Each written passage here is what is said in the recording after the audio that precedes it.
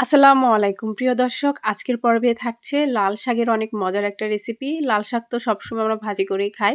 তবে আজকে আমি লাল শাক দিয়ে বাটা মাছ দিয়ে সুন্দর করে একটা রেসিপি করে দেখাবো। আশা করছি ভালো লাগবে।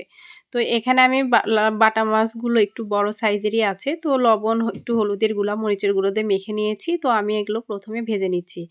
তো একটু সরিষার তেল দিয়ে একপাশে যখন একদম লালচে হয়ে যাবে তো মাছগুলো এভাবে উল্টিয়ে দিচ্ছি। তো এই বাটা মাছগুলো কিন্তু সবগুলো প্রায় একই সাইজের। তো আমার কিন্তু এটা ভাজা হয়ে গেছে। আমি একটু কড়া করেই ভেজেছি। তো এই মাছ ভাজিগুলো আমি সব উঠিয়ে নিচ্ছি। তো এখন এই তেলের মধ্যে আমি একটু জিরা দিয়ে দিলাম। আর এখন আমি পেঁয়াজটাও দিয়ে দিব এর ভিতরে। আর ২-৩ টার মতো কাঁচামরিচ আমি ফালি করে দিয়েছি। তো দিয়ে সবগুলো একবারে একদম ব্রাউন কালার পর্যন্ত একটু ভেজে নিব।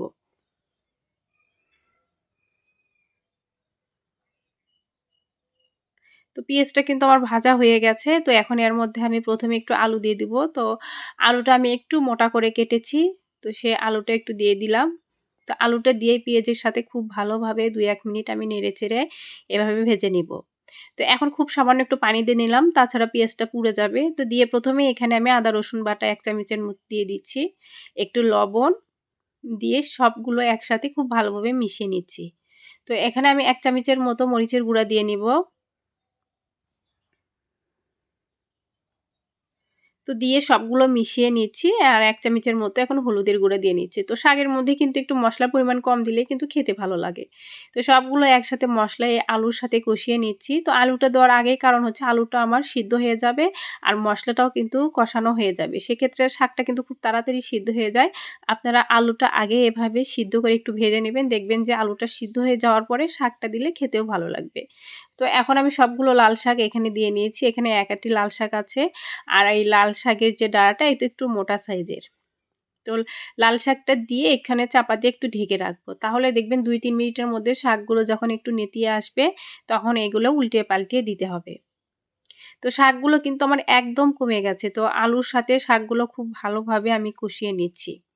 তো এ পর্যায়ে কিন্তু শাক থেকে একটু পানি বের হয়ে গেছে। তো এই পানি দিয়ে কিন্তু শাকটা খুব সুন্দর সিদ্ধ হয়ে যাবে। আর আমার কিন্তু হয়েও যাবে।